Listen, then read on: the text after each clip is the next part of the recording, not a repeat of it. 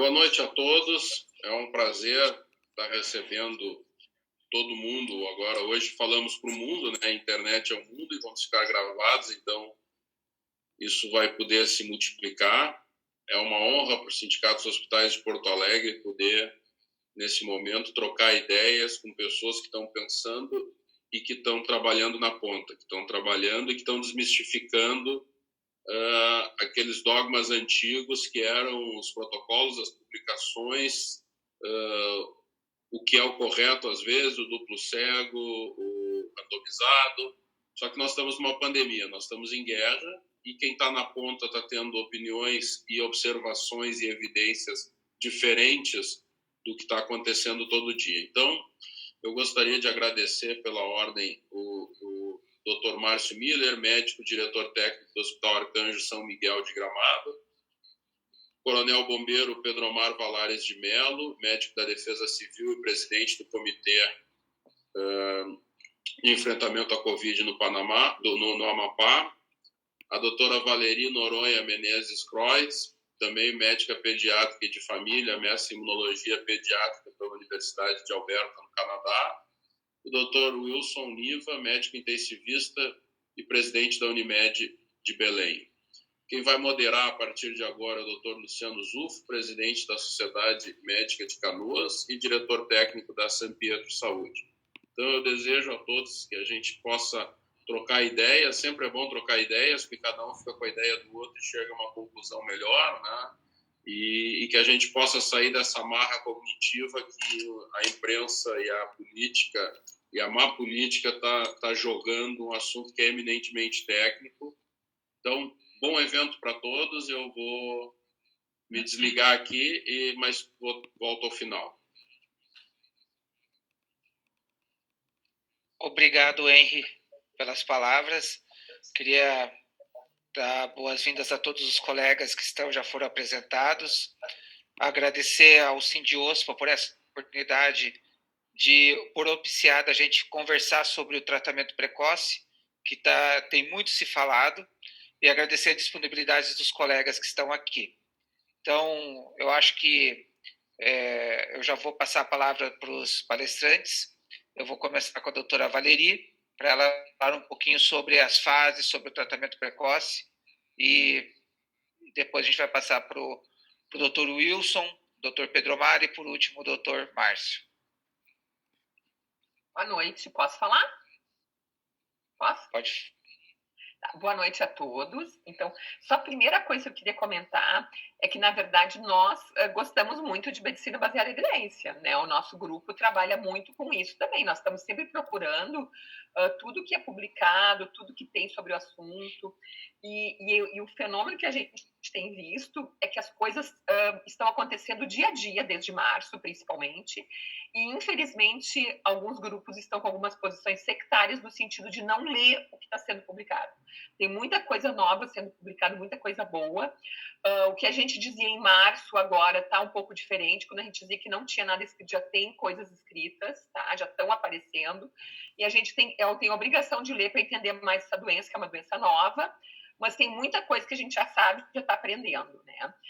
A intenção, quando a gente montou essa recomendação, foi ajudar os médicos a entenderem um pouquinho sobre essa doença em relação às pessoas que passaram por isso, né? A nossa curiosidade enquanto grupo já começou desde o começo do ano, nos primeiros casos, quando a gente já teve contato com a doutora Marina Bucar, e ela já passava o que estava acontecendo lá na Europa, né? Ela é médica intensivista em Madrid, e o que estava acontecendo na Itália, e aí começamos a juntar com as coisas que estavam acontecendo em Belém do Pará, entramos naquele grupo, e aí começamos a entender um pouquinho mais dessa doença, né? Muitas coisas foram ditas no começo, já foram mudadas, muitas conclusões, inclusive. Então, ela é uma doença que exige do médico um constante acompanhamento da informação, né? Então, muitas vezes as pessoas tomam uma posição e não revêem a sua posição, e não tem nada de mais a gente revisar as posições. A gente gosta de protocolo como qualquer um, mas a gente sabe que a medicina vai além disso. A gente sabe que a gente é desafiado por doenças todos os dias e por isso que a gente tem uma base para poder pensar em cima quando às vezes não tem um guia. Hoje a gente já consegue ter um guia do que está acontecendo pelas experiências dos colegas e por publicações. né? Então, começando por isso, o que a gente já sabe? A gente já sabe porque já foi classificado essa doença em fases, é que a gente chama da classificação de CIDIC, né? São consideradas em 3 fases, tá? A fase inicial, que é onde a gente tem a viremia, que a gente chama, onde o vírus está se replicando, né? A fase 2, que é a fase inflamatória, e a fase 3 mais avançada. O nosso objetivo maior quando a gente escreveu essa recomendação foi principalmente nas fases 1 e 2, que na fase 3 é o que a gente mais está vendo, é o que mais está estudando, por quê? Porque é o paciente grave, é o paciente que está no hospital, é o paciente que está na UTI, né? Então, o que nos chamou a atenção? Que existiam opções criadas em outros locais, que eles viam que com isso as pessoas internavam menos, evoluíam menos para essa fase 3. Tá? E é isso que nos chamou a atenção. Como é que é isso aí, né? Vamos ler um pouquinho, vamos ver se tem base, tem fundamento isso. E, para nossa surpresa, a gente começou a ver que existia um fundamento teórico para tudo isso e existiam experiências nesses lugares também que subsidiavam isso, né? Aí, com isso, nasceu esse compilado. Então, nessa fase 1, o que a gente tem? A gente tem os primeiros sintomas. Geralmente ele se manifesta com uma síndrome gripal, que tu pode ter tosse, às vezes pouca, às vezes uma tosse seca, às vezes uma dor no peito, né? Nariz correndo, ou tu pode ter febre alta ou não, né? Às vezes a gente vê febre alta mais em pessoas mais jovens, tá? Que é uma resposta do organismo àquele invasor, aquele vírus, né? Mas algumas pessoas, às vezes, têm sintomas um pouco mais discretos, pode ter uma diarreia, pode ter um nariz, uma anosmia, que a gente chama, quando a gente não consegue sentir o cheiro, quando a gente não consegue sentir o gosto. Muitas vezes é o primeiro sintoma até, né? E aí, o que a gente viu? Que a maioria das pessoas vão sair muito bem dessa doença. A gente sabe, principalmente quem tem criança, sabe que a maioria é virose, sai bem e tal. Mas o que a gente começou a ver? Que essa virose era um pouco diferente. Uma porcentagem dessas pessoas, principalmente as que pertencem ao que a gente chama de grupo de risco, pessoas mais idosas, pessoas com doenças cardiovasculares, doenças crônicas, elas corriam maior risco de internação e às vezes até de UTI, com intubação, com sequela pulmonar, etc. E aí, dentro dessas fases, a gente, por já estudos que vieram de outros lugares, na França, com o Dr. Didier, experiências da Espanha, experiências da Itália, que um coquetel de medicações conseguiria ter uma resposta antiviral, conseguiria controlar essa multiplicação do vírus, com isso diminuindo a resposta do organismo. E quanto mais cedo ela começar, melhor para essa resposta. E aí que veio toda a confusão dentro da mídia, dentro da própria literatura médica. Eu acho que os porquês disso talvez um dia vai ser investigado, vai vir mais à tona. Hoje a gente não sabe, mas teve muita confusão. Só porque eu falo a medicação não quer dizer que todos os estudos são iguais. Ela pode ser usada em fases diferentes de doença, em doses diferentes, e eu não posso simplesmente extrapolar esses resultados para um protocolo que usa uma dose baixa em associação por um curto período de tempo. E isso foi feito. E aí que foi toda a confusão, aí que foi todo o problema, né?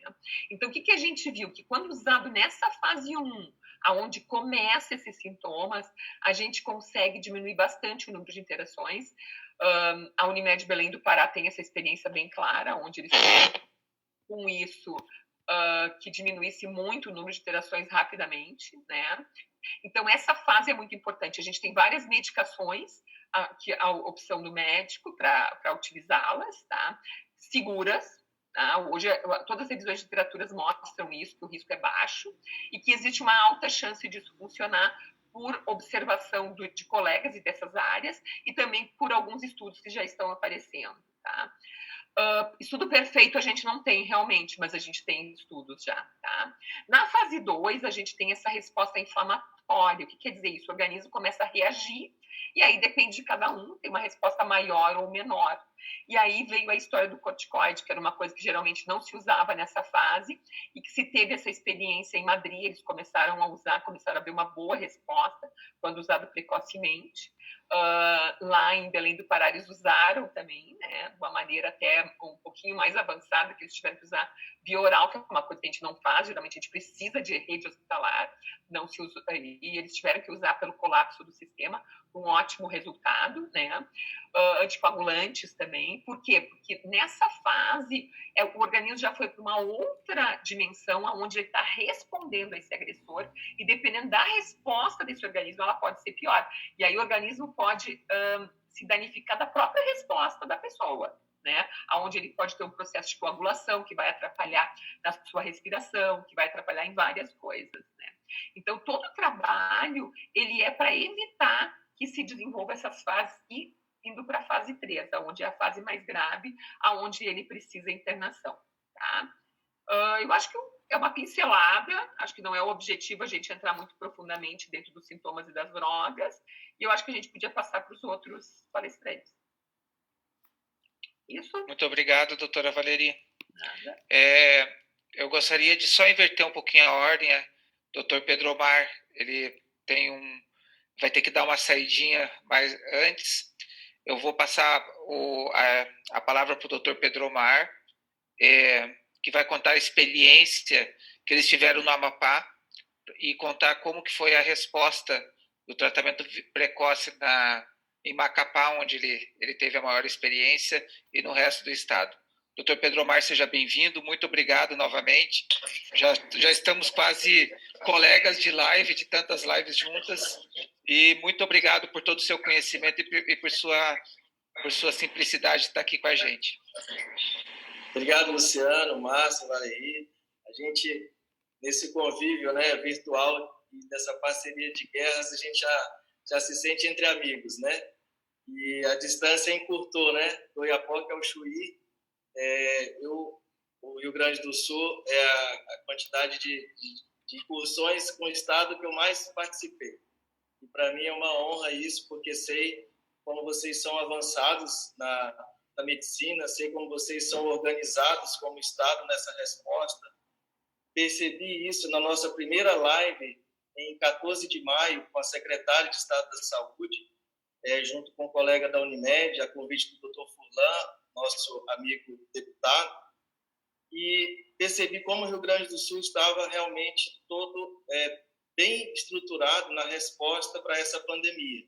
Confesso que terminou a live e fiquei até um pouco deprimido, mas aí me conformei pensando que o Brasil é um continente, que aqui era outro país, né? E quem diria, hoje nós estamos compartilhando essas experiências de novo, e o que eu queria mostrar e compartilhar com vocês é o que nós fizemos aqui, literalmente pelas dificuldades. O Amapá é um estado pequeno, de 850 mil habitantes, aproximadamente, 16 municípios, e a Covid chegou aqui para nós em março. Eu estou na guerra desde o dia 17 de março pela Defesa Civil, com uma condição de um agravo, né, de um colapso agudo dentro de um colapso crônico. Eu sou cirurgião, sou endoscopista, tem situações que a gente operava nossos pacientes aqui, não tinha leito de UTI para tirar o paciente grave, cirúrgico da sala, e ele ficava na sala mesmo, ocupando às vezes 1, 2 dias, uma sala do nosso único hospital de emergência aqui da capital. Então, quando a Covid chegou, nós nos unimos, que nem vocês, nobres colegas, estão se fazendo aí no Rio Grande do Sul, é um movimento que se replicou praticamente no Brasil inteiro. Os médicos se uniram, não por interesses próprios, não por buscar benefícios nenhum, mas pela nossa missão maior que nós assumimos quando fizemos nosso juramento, que é de salvar vidas, e literalmente deixamos outras situações, até na nossa vida privada mesmo, de lado para ir à luta, né? E foi o que aconteceu aqui no Amapá. Nós montamos o Comitê Médico de Enfrentamento à Covid. Estou aqui com a doutora Ana Schulte ao meu lado, que é cardiologista, vai participar daqui a pouco da nossa live. A doutora Ana, exemplo do doutor Marco Túlio, foram as pessoas principais nesse nosso movimento, porque eu, como cirurgião endoscopista, o que eu entendia de hidroxicloroquina e cloroquina? Nada, só ouvia falar aqui que o pessoal não tinha medo de tomar por causa da malária. Mas esses dois colegas, e quem a gente sabe que lida realmente com isso todos os dias, são os reumatologistas, e cá entre nós, eu não vejo nenhum reumatologista esmiuçando o trabalho científico, questionando o grau de evidência, porque isso para eles é secundário. Eles colocam em primeiro lugar sempre a segurança das drogas, a segurança da hidroxicloroquina, da cloroquina, que lido durante anos, a vida inteira, com muitos pacientes. E essa experiência do Dr. Marco Túlio, que é do Conselho Federal de Medicina, eu sou do Conselho Regional de Medicina do Amapá também, que nos deu motivação para seguir em frente. O que nós fizemos de diferente aqui? Nós apresentamos um projeto, uma proposta pela Defesa Civil de uma medida emergencial em saúde pública, mediante desastre biológico. Eu tinha certeza, como Defesa Civil, o nosso pensamento é preparar-se para o pior, esperando pelo melhor. Que isso iria cair no colo da Defesa Civil.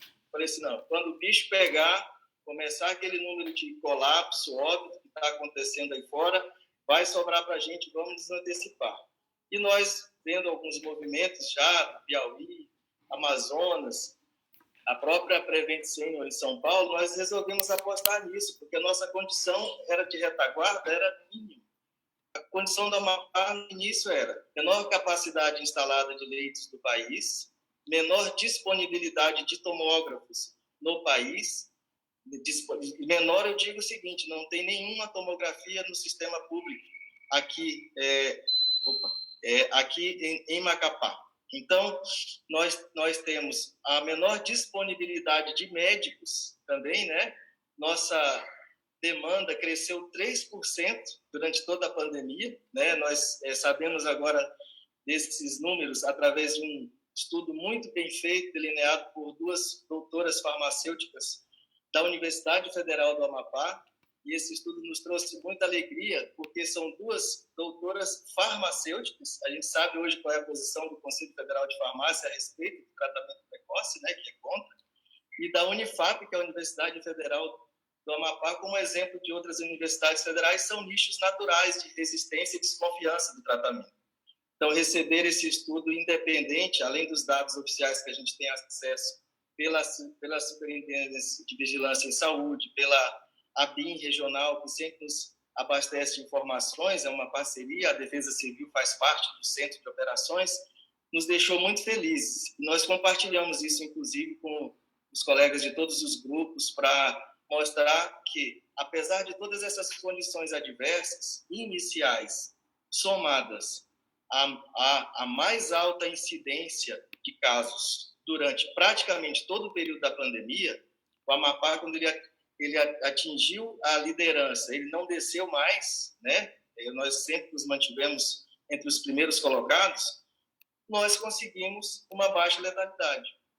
E esse nosso estudo ele mostra, comparando, por exemplo, com o Pará, o Amazonas, Pernambuco, Rio de Janeiro, São Paulo, Distrito Federal. A nossa letalidade só foi maior que a do Distrito Federal, que agora a gente já está sabendo que está também enfrentando dificuldades, né? Nossa colega está lá batalhando, tem um grupo de colegas grandes já no Distrito Federal por esse movimento também.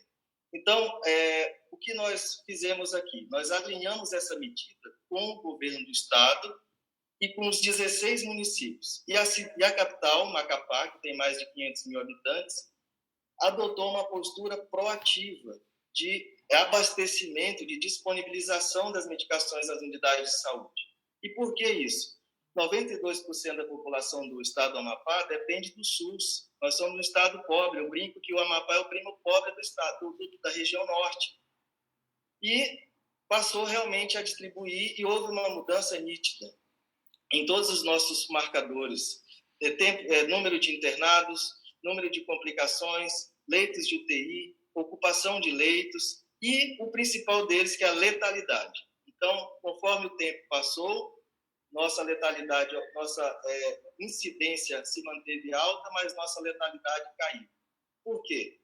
Conseguimos mais respiradores e leitos de UTI para recuperar nossos pacientes? Infelizmente, não. Ampliamos, sim, a capacidade de leitos, mas ela era ínfima. Então, não foi o que fez a diferença. Conseguimos implantar mais diagnóstico com tomografia? Também não. Fizemos mais testes, é verdade, que foi um avanço. Tivemos uma grande adesão, próximo aos 70%, tão buscados pelo isolamento, para que limitasse realmente a questão da circulação do vírus. Não, tivemos sim um bom isolamento, uma boa adesão às medidas de proteção e distanciamento da população. Nosso comitê trabalhou muito forte nisso também. Mas não chegamos, acho que nenhum estado chegou próximo do ideal, né? E também nossa capacidade de médicos foi mínima. O que a gente recebeu de médicos foi agora na parte final, já no hospital universitário. Ah, mas vocês precisaram do lockdown? Sim, precisamos. Não vamos contar aqui, eu digo o seguinte, não existe conto de fadas numa guerra, né? E a gente tem que dizer também, quando foi para definir se teria ou não lockdown, nós adotamos a seguinte postura, lockdown por lockdown? Não. Lockdown para ampliação de leitos e abastecimento das unidades com medicações do protocolo? Sim, e foi o que fizemos. Então, ao final do lockdown, nós ampliamos nossa capacidade instalada de leitos e abastecemos as unidades de saúde de todos os municípios que aderiram incondicionalmente. Não houve questionamento. A situação aqui ela está pacificada. Superou-se aquela questão. Medicação A ou B. Questão de resistência, de discussão científicas muito pontuais. Questão de relacionamento entre colegas também muito pontuais. E direcionando para o foco da nossa reunião de hoje, que acredito que é a parte hospitalar, o Hospital São Camilo, vou citar aqui, em nenhum momento ele se contrapôs aos colegas médicos que estavam atendendo na linha de frente, lá no pronto atendimento, a definir se deveria ou não prescrever o tratamento precoce. Isso ficou a critério médico. E adivinha o que aconteceu lá? Mais de 90% dos colegas, se eu não disser 100%, porque talvez um ou dois não, mas aderiram à prescrição de tratamento precoce. Por quê? Porque viram que seria um caminho, seria uma arma. Tratamento precoce, ele não compete com nenhuma outra medida. E nós transmitimos isso de maneira muito séria, muito responsável aqui, para não dar falsa impressão para a população que eles poderiam relaxar por já ter uma arma nessa fase em que antes não se tinha nada, entre aspas. Então, nós não colocamos o tratamento precoce além do que ele deve ser, além do que ele pode proporcionar. É uma alternativa terapêutica que minimiza a ação do vírus nas pessoas. É uma opção, é uma arma que nós temos numa guerra contra o inimigo invisível, que submete as pessoas a uma roleta russa e nós não sabemos quem vai agravar. A verdade é essa, como já disse muito bem a doutora Valeria. Então, os resultados que nós colhemos hoje, quais são? 30 mil casos, pouco mais de 400 óbitos. Então, se existe um marcador melhor do que esse, eu desconheço. A nossa tristeza seria realmente a que a gente não queria perder todos esses, mas comparativamente, comparar que teve uma letalidade de 5%, se a letalidade do Amapá fosse 5%, nós teríamos 1.500 óbitos, né? Então, o tratamento precoce ajudou a salvar vidas. E eu digo mais, hoje nós já estamos na flexibilização técnica, consciente, responsável, abrindo gradativamente. E eu digo, o tratamento precoce também ajuda a economia, porque se controla os números de agravamento, de colapso, de complicações, também mantém a epidemia de um ponto de vista mais controlado, então permite também a flexibilização. Então, nossas apresentações e incursões junto ao governo do Estado, Ministério Público Estadual, Conselho Regional de Medicina, e eu gosto sempre de lembrar que o protocolo aqui no Amapá foi aprovado por todos esses órgãos, para nós darmos aos colegas médicos e à própria população a segurança técnica, ética, jurídica, para que aderissem os que quisessem, lógico, respeitando a autonomia de cada médico. Em nenhum momento nós fizemos incursões diante dos colegas que não acreditaram ou não desejavam prescrever. Nosso foco foi sempre para a gestão e para a população. Os colegas mantêm o posicionamento deles e a gente respeita, né? E temos excelentes exemplos aqui de convivência pacífica com isso também.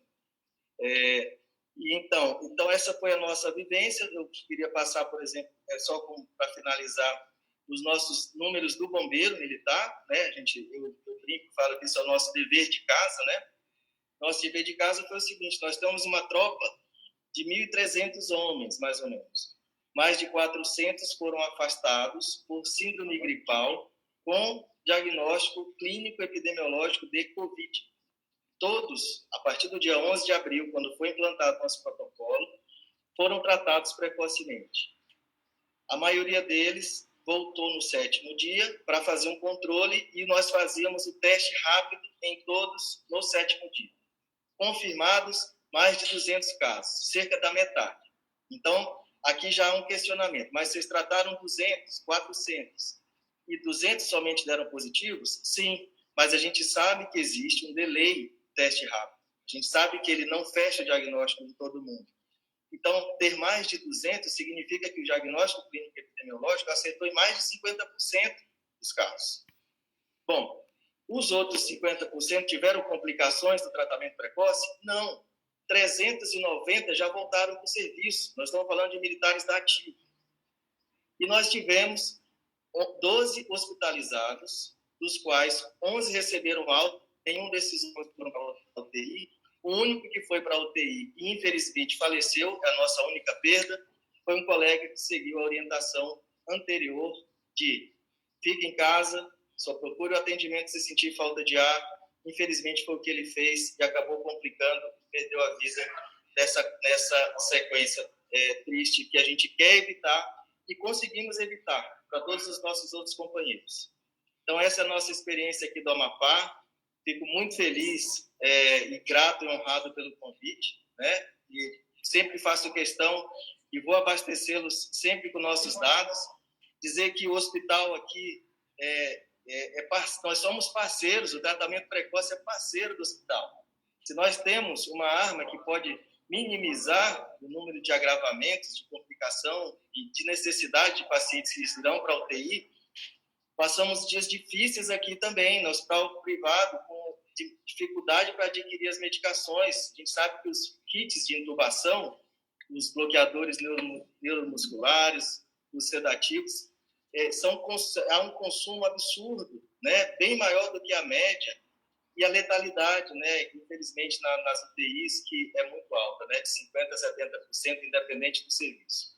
Nossa realidade não foi diferente, mas nesse aspecto do tratamento precoce, essa é a nossa vivência, essa é a nossa experiência. Até aqui a guerra ainda não acabou, né? Não podemos cantar a vitória antes da hora, mas já podemos comemorar, sim, hoje, cerca de 1.000 famílias que estão com seus entes queridos em casa.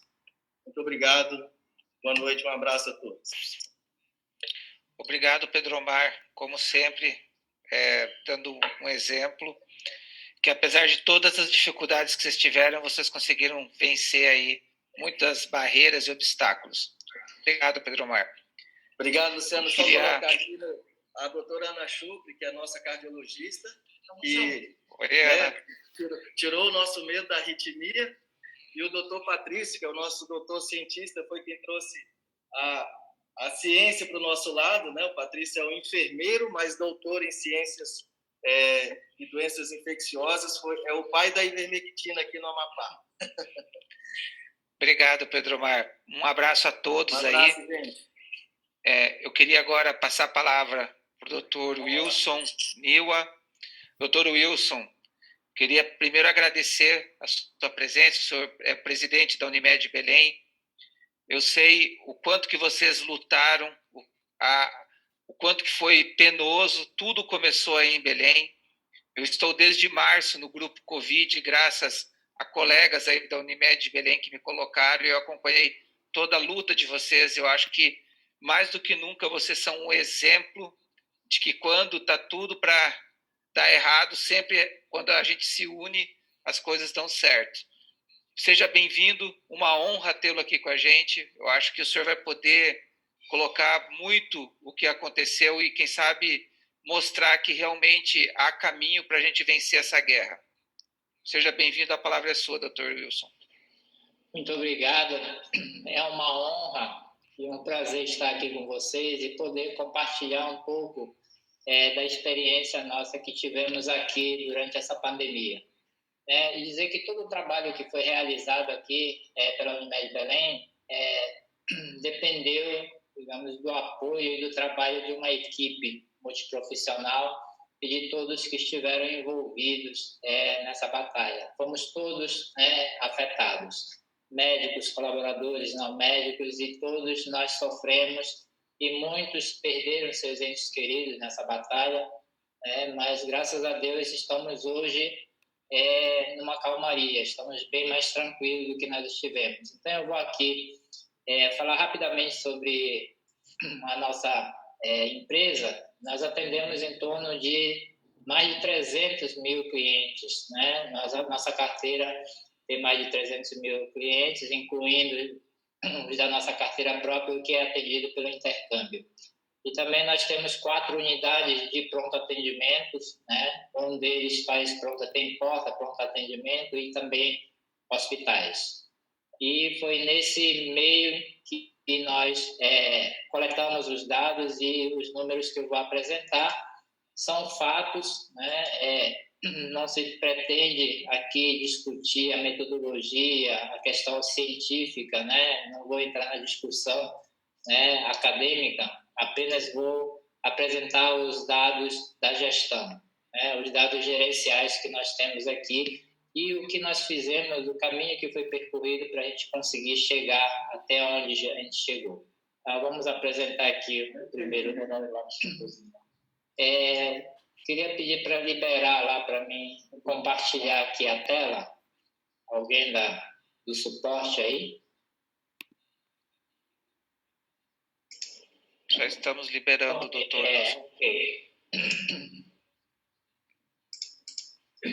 Então aqui vamos começar. Fizemos um timeline aqui do que aconteceu aqui na nossa cidade.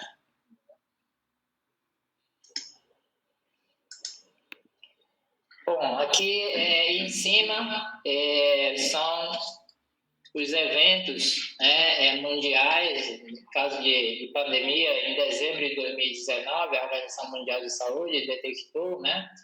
E aqui em dezembro ainda nós não tínhamos feito nenhuma ação.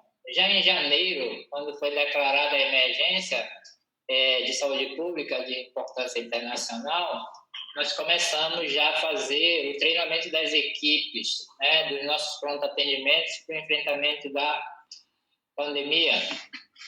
E uma maior monitorização dos pacientes crônicos que eram acompanhados pelo nosso serviço de atendimento domiciliar, e também pelo Viver Bem, que é um APS que atende exclusivamente os nossos colaboradores. E em fevereiro de 2020, o Ministério da Saúde divulga o primeiro caso aqui no Brasil. E nessa oportunidade nós fizemos a divulgação interna e externa dos informes educativos, né, para toda a nossa clientela e também para os nossos colaboradores e médicos. Implantação de estratégia da unidade de atendimento, né, e nessa fase aqui nós iniciamos a compra de EPIs e de medicamentos, né? Essa aqui foi uma decisão estratégica à época, porque foi isso que nos possibilitou fazer a distribuição, a dispensação de medicamentos. Porque logo após o início, no pico da pandemia, a gente já não conseguia mais conseguir comprar insumos, nem EPIs, nem medicamentos. E quando a gente conseguia, era com um valor exorbitante. Então, aqui em março, a Organização Mundial de Saúde declarou a pandemia, né, e a nossa Secretaria Estadual de Saúde confirmou o registro do primeiro caso de Covid no Pará e o primeiro óbito. E a ANS emite a nota técnica sobre a suspensão do atendimento presencial obrigatório. Como nós somos planos de saúde, nós tínhamos o atendimento presencial e colocamos aqui a questão da ANS, porque nós somos regulados pela ANS. E aí, nesse período, nós tivemos a cobertura do teste para o Covid-19, conforme a RN 453. Aqui nós formamos o comitê de crise da pandemia, o APS, que é a atenção primária, com atendimento exclusivo ao Covid aos colaboradores e dependentes. Fizemos a contratação de leitos de apartamento, enfermaria e UTI nas nossas redes prestadoras. nós reservamos leitos, né, de UTI, criamos o website para orientação sobre o Covid, criamos fluxos, protocolos, POPs, expansão de leitos nos recursos próprios. Os nossos pronto atendimentos foram transformados em unidade de internação, já que a gente tinha uma dificuldade enorme de conseguir leitos nos nossos credenciados. Nós tivemos que transformar as nossas unidades de urgência e emergência em UTIs. Então, para isso, nós adquirimos respiradores, né, monitores e todos os insumos necessários para isso. O Hospital Geral da Unimed, nós transformamos 2 andares do hospital exclusivos para o Covid, com 11 leitos de UTI. A Batista Campos, a Batista Campos e a DOCA são unidades nossas de pronto atendimento. Então, nós aumentamos a capacidade do número de leitos nessas unidades, né? E o serviço de atendimento domiciliar foi estruturado para fazer o atendimento dos pacientes em domicílio. E ampliamos o atendimento dos nossos clientes por WhatsApp. Em abril, o governo do Pará decretou estado de calamidade pública em todo o território paraense, e em abril nós fizemos aí a contratação de novos leitos, de internação no Hospital Santa Maria, na Beneficente Portuguesa, no Guadalupe, para os atendimentos exclusivos de pacientes com Covid-19. E também iniciamos a teleorientação 24 horas, que se chamava Unimed contra o Coronavírus. Essa teleorientação foi através da plataforma DocWay, em convênio com a FESP, que é a Federação de São Paulo, da Unimed FESP. Fizemos a convocação, nesse período, de médicos cooperados e não cooperados, porque muitos dos nossos colegas adoeceram nas nossas unidades e se afastaram, e ficamos com muita dificuldade de médicos para atender as nossas urgências e emergências. Então, fizemos um chamado geral para todos os cooperados e também não cooperados, para a gente poder atender a demanda. Abrimos vagas de temporários, tivemos que contratar, além de médicos, profissionais, uma enfermeira, fisioterapeuta, psicólogos, técnicos de enfermagem. E nesse período realmente foi um corre-corre. Tivemos que fazer horas extras e trabalhar finais de semana para dar conta dessas contratações. Em maio, o governo do Pará anunciou o lockdown, E nesse período, a gente acrescentou a criação do programa de manutenção do cooperado, da cooperativa, para garantir a renda do cooperado que não estava conseguindo trabalhar e não estava conseguindo obter renda. Então, nós criamos o programa para adiantar a produção para garantir a renda do cooperado. Criamos o serviço na Policlínica Unimed, para atender os clientes, tirar o cliente do pronto atendimento e atender nos consultórios casos mais leves. Fizemos o drive-thru na Casa de Plácido, que foi a dispensação dos medicamentos para os clientes que precisavam de medicação. Credenciamento de clínicas, como da cirurgia da face e outras clínicas, para atender em regime de urgência e emergência os clientes do plano Uniplan, que era exclusivo do cooperado. Fizemos também credenciamento de clínicas, abrimos também um ambulatório em frente à nossa sede aqui na Turuzu também para atender. Criamos um serviço de teleconsulta, consultório online, e também um serviço de telemonitoramento para acompanhamento à distância de pacientes em tratamento de Covid. Aqui algumas imagens do serviço de drive-thru que fizemos na Casa de Plácido. Foram atendidos nesse serviço 4.209 clientes atendidos, num total de 8.564 tratamentos dispensados. Isso foi no dia 11 de maio a 29 de maio. Aqui o serviço da Policlínica que foi criado para atender os casos mais brandos de Covid. Na Policlínica foram atendidos 2.888 clientes, com 1.593 tratamentos dispensados. e nessa policlínica trabalharam 27 cooperados. O ambulatório que nós criamos também, atendemos 1.352 clientes atendidos, com 597 tratamentos dispensados. Nesse ambulatório aqui da Unimed foram 41 cooperados que trabalharam nesse período.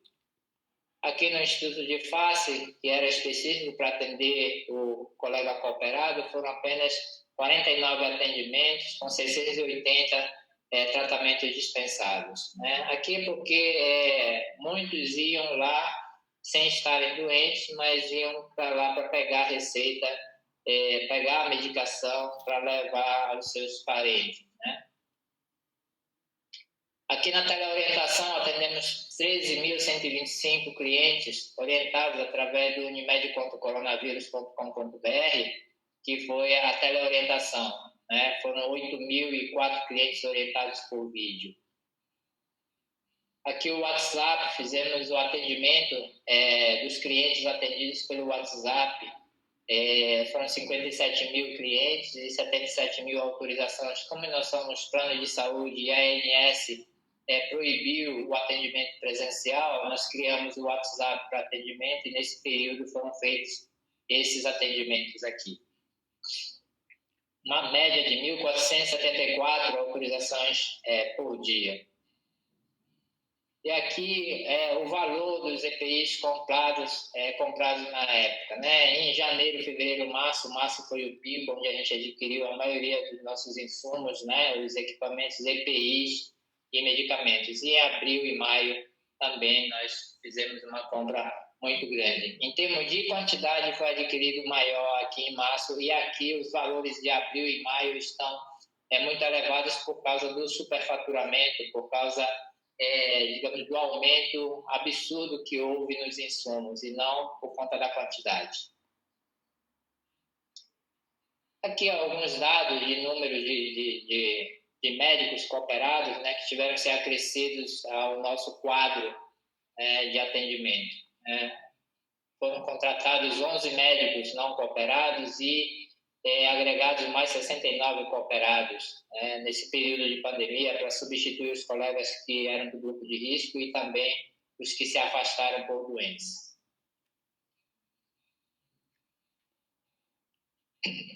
E aqui o número de colaboradores temporários também que tivemos que contratar. Tivemos que contratar 159 colaboradores temporários. Doutor Wilson, desculpa lhe interromper, nós já estamos quase estourando o tempo. O senhor pode já passar para a parte do... Acho que da parte daquele gráfico do tratamento precoce, a resposta que ele teve, que a gente tem o doutor Márcio para falar e o tempo das perguntas. Bom, aqui é o período que a gente começou a fazer o número de leitos aqui em verde são a solicitação de leitos, né, de pacientes aguardando leitos na nossa unidade de urgência e emergência. E aqui tem apartamentos e UTI. E o somatório aqui do número de leitos, de número de pacientes aguardando leitos nas nossas unidades de urgência e emergência. Então, a distribuição dos medicamentos ele já vinha sendo realizado desde o início.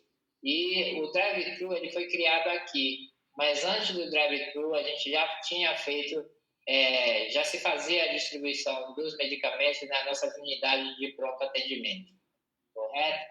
E aqui é a curva, né, do número de solicitação de demanda de leite reduzindo gradativamente, e hoje nós estamos praticamente sem nenhuma demanda reprimida por leitos de UTI e de internações nas nossas unidades de urgência e emergência.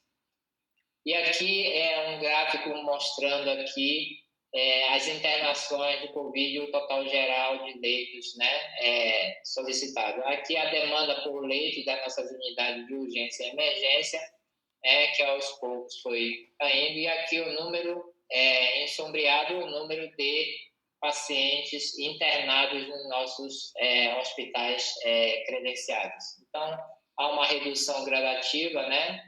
Mais ou menos seguindo o mesmo perfil aqui do gráfico. E aqui é um gráfico onde mostra o número de medicações aqui distribuídas no período, em azul aqui, e o número de internações aqui de pacientes nos nossos hospitais, nos nossos credenciados, né, em sombreado aqui, e o número de comprimidos distribuídos. Esses vales mais profundos foi nos finais de semana, onde a distribuição dos medicamentos era bem menor, sábado e domingo, do que nos dias de semana. E aqui você pode ver que desde o início a gente fazia a distribuição, né? Mas em uma quantidade, nessa fase inicial, se fazia a distribuição dos medicamentos só para aqueles pacientes na fase, já na fase 2, que era o protocolo do Ministério da Saúde. Né? E a partir daqui, desse momento aqui, mais adiante, a gente passou a fazer a distribuição, a dispensação dos medicamentos numa fase mais precoce. Só chamando a atenção de que não era o protocolo imposto pela Unimed. A gente deixou a critério do médico cooperado e de qualquer outro médico que pudesse ou quisesse prescrever as medicações para os clientes. Nós criamos apenas uma maneira de dar acesso ao nosso cliente do uso da medicação prescrita pelo seu médico e após o preenchimento do termo de consentimento. E aqui a dificuldade era muito grande de se conseguir a medicação, então nós apenas criamos a oportunidade, demos a oportunidade para que o cliente pudesse ter acesso à medicação e fazer seu uso. E aqui o último gráfico, em azul, o número de pessoas que receberam os medicamentos, né? Nós temos aqui, final de semana, sábado e domingo, e feriado não teve a distribuição, mas aqui é a distribuição dos medicamentos, o número de pessoas que receberam os medicamentos, né? E aqui embaixo o número de pacientes internados. Né? Então aqui você tem uma quantidade em torno de 2, 1, 2, 4, e o número de pessoas que receberam as medicações dispensadas pela Unimed.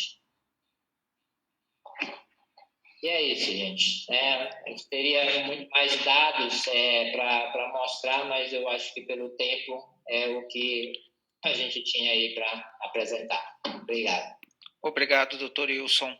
Eu vou passar a palavra para o doutor Márcio, para ele falar rapidamente da experiência dele numa cidade aqui próxima, que todos nós adoramos visitar, que é Gramado, que também já está há muito tempo fazendo tratamento precoce e vai nos falar como está ocorrendo esse tipo de tratamento lá. Seja bem-vindo, doutor Márcio. Obrigado, Luciano. Olá a todos. Então, eu vou contar como nós nos organizamos, mas vou aproveitar uma das falas do colega Pedro Omar, de que a melhor maneira de todos nós nos organizarmos é através da cooperação que existe entre colegas. Aprendemos muito durante esse tempo e ainda temos muito a aprender. Mas aqui em Gramado, Gramado é uma cidade de 37 mil habitantes, mas um destino turístico muito importante. Então, a gente sempre percebeu que teríamos um fluxo muito grande do próprio vírus, em virtude das informações que vínhamos recebendo de que o vírus ele transitava livremente entre as fronteiras, principalmente através de viajantes. Nós começamos a nos organizar a partir dos primeiros informativos do Ministério da Saúde, que aconteceu em fevereiro, como o Dr. Wilson mostrou ali no seu gráfico. Né? Naquele momento, nós fizemos a nossa primeira reunião aqui no hospital, e a informação que a gente tinha, além dos cuidados que deveríamos ter de proteção individual, que logo adquiríamos em quantidade, seria de que a única maneira de tratar esses pacientes era através do tratamento de sua fase crítica. E isso, de certa forma, nos incomodava, nos preocupava, porque nós somos um hospital de 110 leitos, tendo 10 leitos de UTI, e por um cálculo percentual em cima da população que poderia ser contaminada, nós, em algum momento, estaríamos diante de uma situação muito difícil de atendimento. Né? E aí começamos a buscar informações de algo que pudesse também nos ajudar nesse tratamento, né? Nesse enfrentamento da doença em si. Buscamos informações com colegas não só aqui do Brasil, mas de fora também.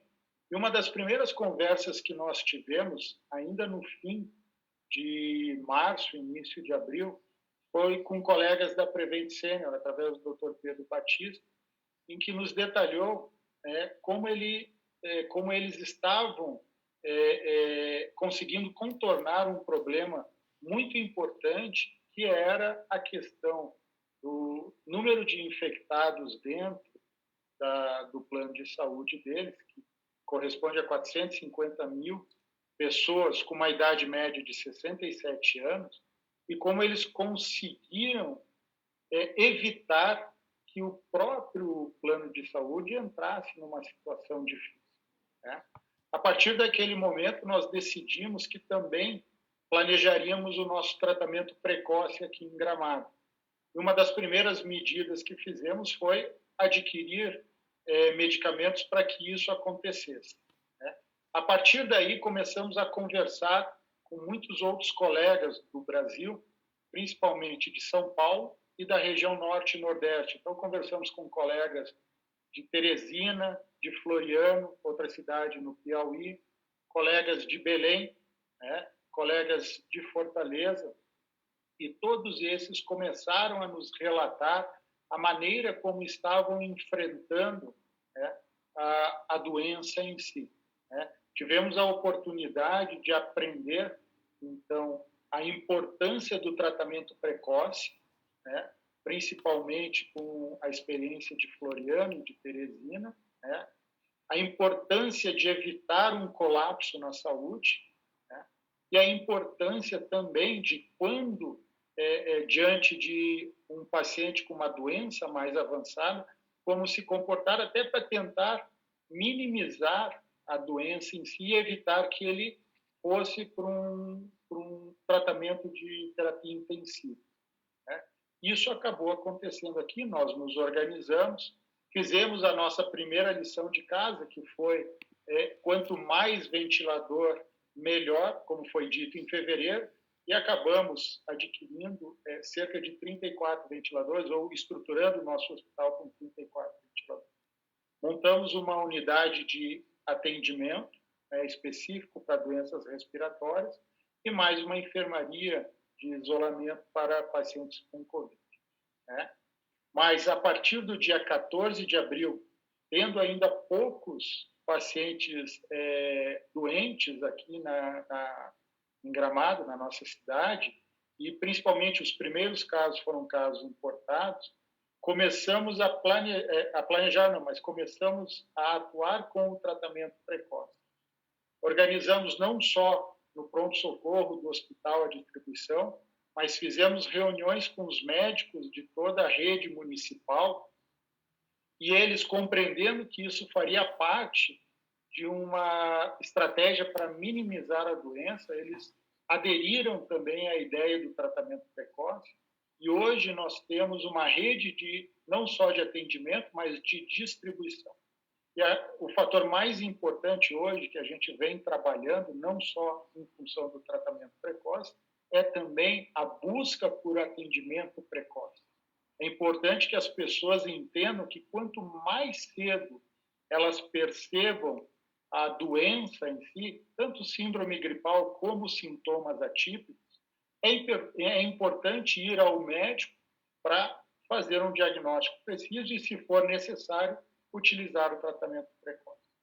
Nós temos percebido aqui que, em Gramado, com o aumento significativo dos últimos 10 dias, pelo menos, um aumento do número de casos, muitos dos pacientes que chegam agora ao hospital com uma doença num estágio mais avançado eram aqueles pacientes que permaneceram em casa acreditando que aquela dor de ouvido, aquela dor de garganta, aquela sinusite que eles tinham todo ano iriam ser resolvidas da mesma maneira que eles faziam anualmente, né? E isso não tem acontecido. Então, ainda estamos numa leva de atendimento de pacientes que não optaram por atendimento precoce e não tiveram chance do seu tratamento precoce.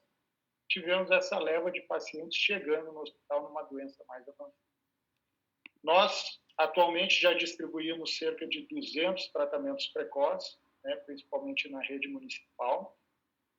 E desses 200 pacientes que nós temos catalogado, nenhum desses pacientes precisou internar. O paciente que recebeu o tratamento no início da sua doença não precisou internar com o agravamento da doença. Temos já um quantitativo importante de pacientes que internaram, né? E esses pacientes a gente consegue registrar pela história deles, nenhum deles recebeu tratamento precoce. Não é um dado estatístico significativo, talvez, nem um trabalho aprimorado do ponto de vista científico, mas é um registro que é muito importante. Nós temos percebido que o tratamento precoce faz a diferença, sim. Os pacientes que nós acompanhamos com sintomas e recebem o tratamento, eles conseguem nos dizer que depois do segundo, terceiro dia de tratamento, eles conseguem perceber uma melhora significativa de todos os sintomas. Além disso, não só a questão do próprio tratamento, mas a proteção de todas as equipes de atendimento também é importante para nós, né? Optamos por fazer profilaxia para os agentes de saúde, né, para o pessoal dentro do hospital e da rede pública, e não tivemos, em questão de atendimento, nenhum contaminado dentro do nosso hospital, né? Então, esses dados são importantes, eles levam à percepção de que o tratamento precoce pode fazer diferença, né, no conjunto todo de atendimento da doença. Nós, ainda assim, continuamos preocupados com o volume crescente de casos, né? Estamos atentos diariamente a isso. Inclusive, hoje, terminamos toda uma reestruturação dentro do hospital para nos permitir uma ampliação de leitos dedicados a pacientes, caso a gente precise isso, e reforçamos diariamente na comunidade a necessidade do atendimento precoce. Então, a minha mensagem é essa, né? Eu acho que é importante, primeiro, né, que haja um compartilhamento de informações, de conhecimento entre os colegas, coisas que nós temos seguidamente estimulado dentro do nosso grupo. Nós criamos, dentro do grupo do Corpo Clínico, uma comissão de enfrentamento, uma comissão técnica que dá suporte a todas as decisões. Nós não temos esses nossos fluxos e protocolos decididos unicamente por uma direção administrativa ou uma direção técnica. É um grupo de médicos que pensa junto, né, decide junto e escolhe o melhor caminho, né? Eu acho que isso é o primeiro ponto, é o compartilhamento de informações. Nós temos como ter segurança nos baseando na experiência de colegas que já passaram por situações muito importantes, né? E temos também que nos preparar cada vez mais para esse enfrentamento. Uma das coisas que é importante é a questão da adoção do tratamento precoce. Eu acho que, de maneira resumida, é o que a gente precisa transmitir para os colegas, né? Eu acho que é uma maneira de estimular que isso aconteça e que o enfrentamento da doença seja o melhor possível em qualquer cidade. Obrigado a todos. Obrigado, Márcio, pela explanação. Primeiramente, eu queria agradecer as explanações. Eu queria só fazer um resumo dizendo que o grupo aqui Covid do Rio Grande do Sul, ao qual também faço parte pela Associação Médica de Canoas, a gente compilou vários protocolos, inclusive muitas da nossa compilação também é do protocolo de Belém, que foi utilizado. E a ideia nossa não é impor, mas sim fazer com que o médico tenha mais uma opção, né? eu acho que cada vez mais os hospitais estão enchendo, a gente tem que pensar que isso também faz com que muitas doenças crônicas não sejam tratadas, né? E cabe ao médico que seja ele que deva avaliar esse paciente, porque o tratamento precoce, como muito bem o Dr. Wilson falou, não tem tempo para se fazer muitos exames, é através do exame físico e da história do paciente que vai ser o diferencial entre a gente ter a abordagem primária ou esse paciente às vezes vai já chegar no hospital numa fase 2, 2A, onde ele não vai ter a oportunidade mais de receber esse tratamento precoce. Muito se fala, a gente vê a mídia com um monte de dados, um monte de informações sobre evidências. A gente tem evidências, já existe meta-análise mostrando que houve uma melhora do grupo que usou o tratamento precoce frente ao grupo que não usou. Existem trabalhos de grupo controle que também mostraram isso. E os próprios números que tanto o Dr. Pedro Omar quanto o Dr. Wilson mostraram, mesmo como o Dr. Wilson falou, não é um trabalho científico, mas não tem como negar, assim como o Márcio muito bem falou lá em Gramado, não tem como negar que o tratamento precoce diminuiu o número de pacientes que precisaram de internação e no número de pacientes que tanto evoluíram para a necessidade de UTI, como aqueles pacientes que evoluíram para o óbito. Tá? Então, dito isso, eu queria fazer uma pergunta, primeiramente aproveitar o Dr. Wilson, que está aqui, e perguntar para ele assim, como que o senhor vê, qual que foi o momento mais crucial em que foi a decisão que, bem, vamos adotar o tratamento precoce para todo mundo? Qual que foi esse momento que levou o senhor a pensar nisso? Bom, obviamente que eu acho que essa decisão foi uma decisão um pouco difícil, mas foi realmente quando a gente viu que a pandemia estava chegando ao seu pico e a gente vendo os nossos clientes ficando, aguardando leite sentados, digamos, numa cadeira sem ter leito, né, para pelo menos descansar o corpo, mas estava ali nas nossas urgências e emergências, aguardando muitos em pé, porque não tinha nem poltrona para sentar. E nesse período, nós tivemos uma live com o pessoal da Prevent Senior, que nos deu essa, digamos assim, essa segurança ou essa experiência de que eles tinham uma carteira de clientes com muito mais idades, com um grupo de risco muito grande, e que eles estavam fazendo esse tipo de tratamento precoce e estavam tendo bons resultados. Então, com isso, a gente se viu encorajado de também fazer, de implantar essa distribuição dos medicamentos, né, e deixando livre os nossos cooperados e os médicos a fazerem a prescrição, né, seguindo as suas convicções. Então, nós não impusemos nenhum protocolo para dizer, olha, esse aqui você faz assim. Não, a gente apenas disponibilizou, já que a população quer, os médicos estão prescrevendo, mas os clientes não estão tendo onde ter esses medicamentos para comprar ou estava sem acesso à medicação, a gente disponibilizou, porque logo no início a gente fez uma reserva, né? Porque logo no início o que era preconizado é fazer a utilização da hidroxicloroquina naquela fase 2, naquela fase já um pouco mais avançada. E a gente viu que realmente, como a coisa estava piorando, a gente previu que ia precisar de muita medicação. Então, nós compramos muita medicação, mas para utilizar dentro daquele protocolo que tinha sido inicialmente preconizado. Então, com isso, a gente conseguiu, né, felizmente, como a gente tinha comprado uma quantidade muito grande de medicações, a gente pôde também fazer essa distribuição, não só para a nossa clientela, mas também para a população de toda a Belém, de todo o estado do Pará. Obrigado, Dr. Wilson. Doutor Henry, você tem perguntas, né? Vontade.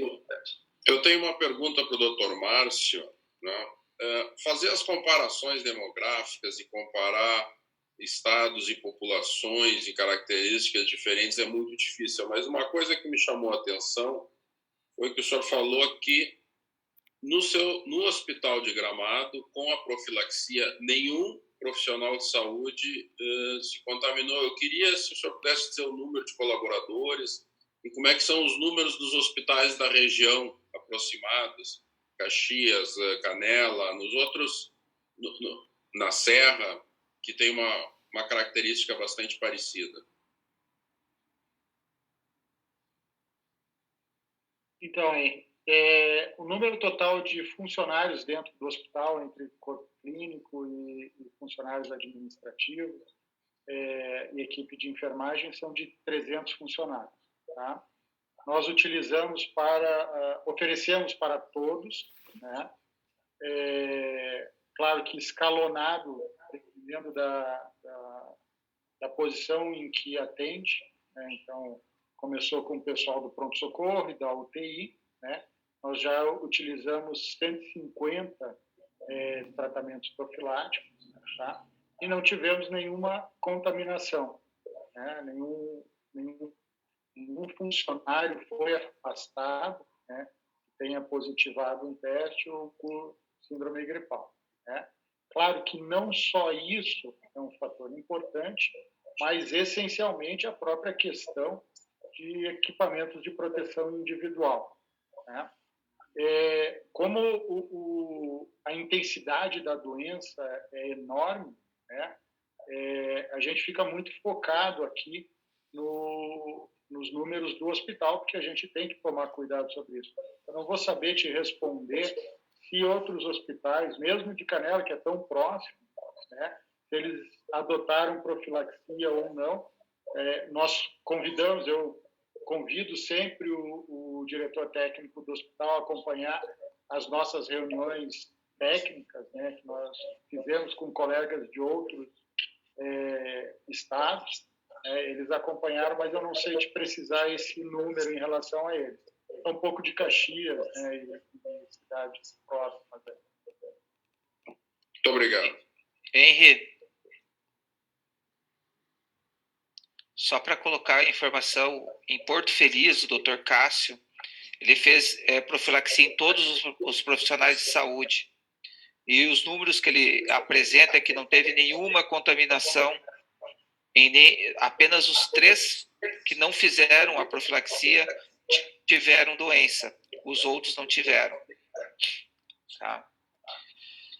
Porque o uso de EPI não é um diferenciador, porque todos estão usando e bem, né? Então, eu acho bem importante, porque analisar dados da população é uma ciência para lá de complexa e que depende de um estudo de mais do que 2 meses, e não nesse nosso período de guerra, mas esse indicador de 300 pessoas, ninguém ter se contaminado, o que eu espero que continue, eu dou os parabéns, doutor.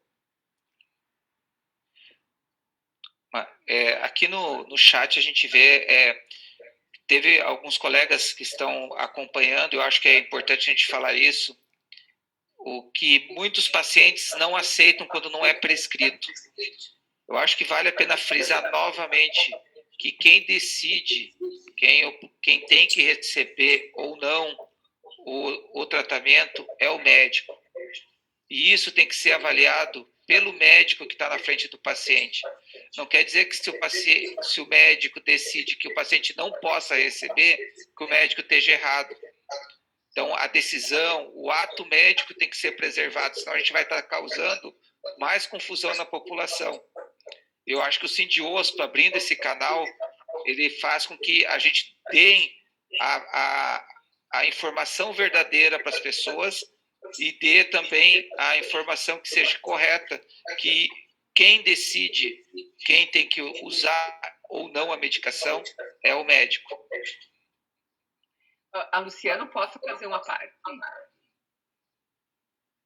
Luciano. Posso fazer uma parte? Prossiga. Tá, pode. Não vou falar nada. Eu acho só importante a gente lembrar num serviço que a gente precisa ter opções também, né? Se o médico não acredita, não tem experiência no tratamento, ele realmente não deve prescrever, tá?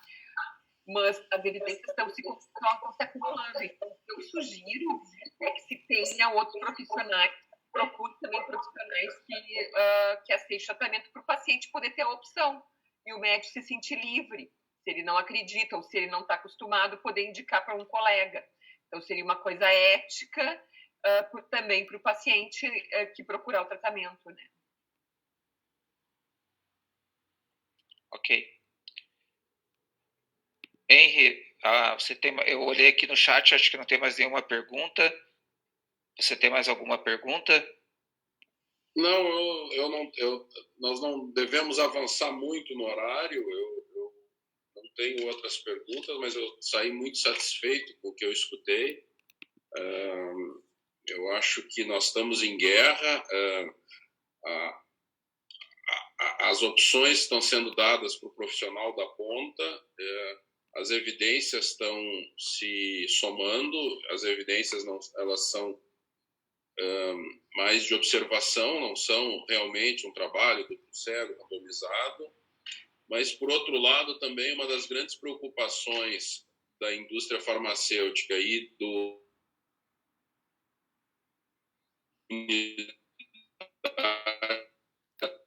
em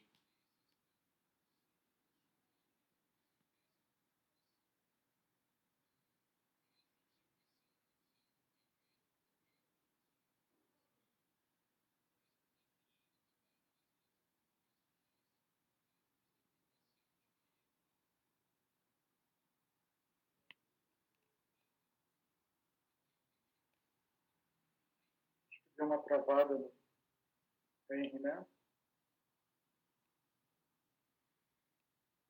O presidente do Sindiosp, acho que teve algum problema de conexão, vamos esperar um pouquinho. Uma coisa, Luciano, que é importante, que eu iniciei a minha fala, que é essa rede de colaboração, né? Para todo nível de atendimento. Vocês viram, agradecendo ao Pedro Mar, ele nos enviou 11 máscaras daquela para ventilação não invasiva, né? Então, a solidariedade entre as pessoas, não só para passar o conhecimento, mas também para ajudar em estrutura, é uma coisa muito importante que a gente vê, né, hoje em dia, Com certeza. no enfrentamento. Eu não sei até onde que me escutaram, eu acabei Você caindo. estava falando da parte da indústria farmacêutica.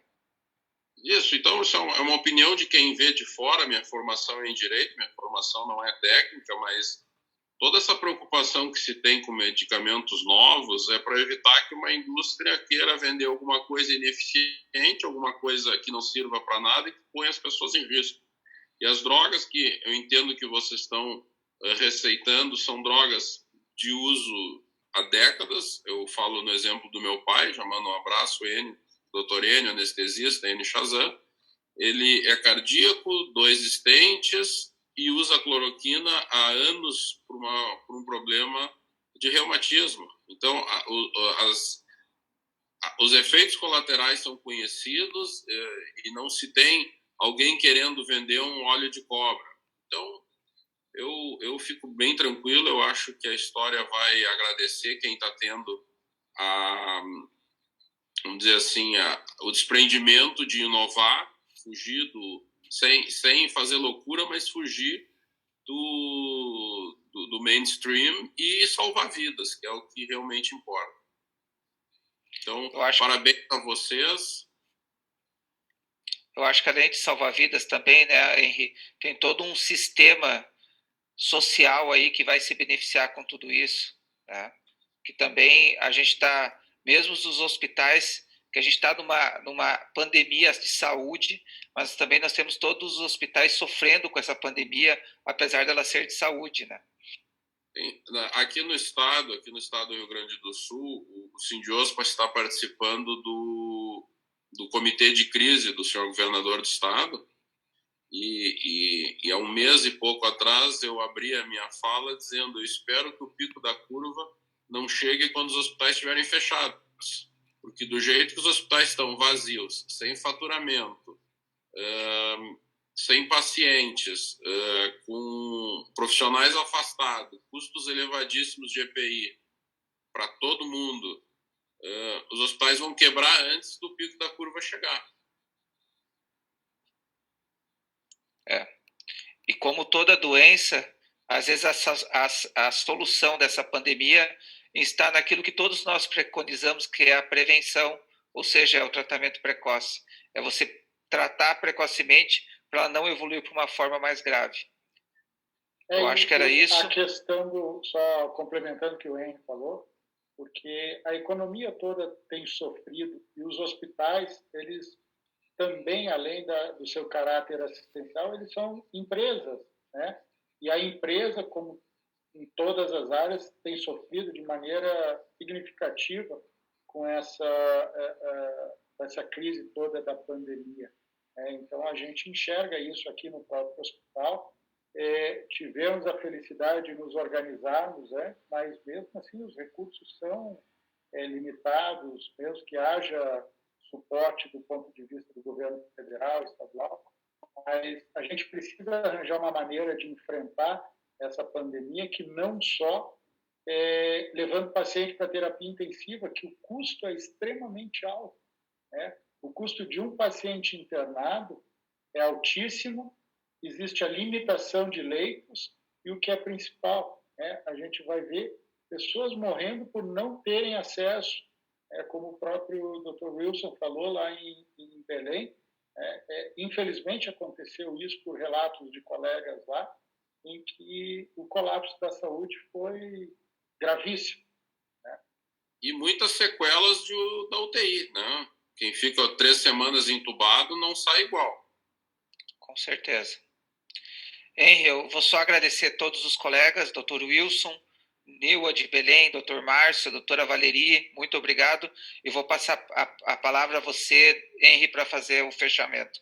E obrigado a você, Henry, por sempre estar à frente e disponibilizando informação e trazendo também mais saúde para todo mundo aí através do Sindiospa. Bom, eu gostaria então formalmente de agradecer a todos pela disponibilidade do tempo de compartilhar os conhecimentos, né? Ninguém quer fazer propaganda para coisa nenhuma, mas é muito importante compartilhar esses conteúdos, tá? Então, muito obrigado a todos, eu espero que tenha sido proveitoso para quem nos assistiu e em breve a gravação vai estar disponível também, podemos distribuir todo esse conhecimento que se acumulou no dia de hoje. Muito obrigado a todos. Obrigado.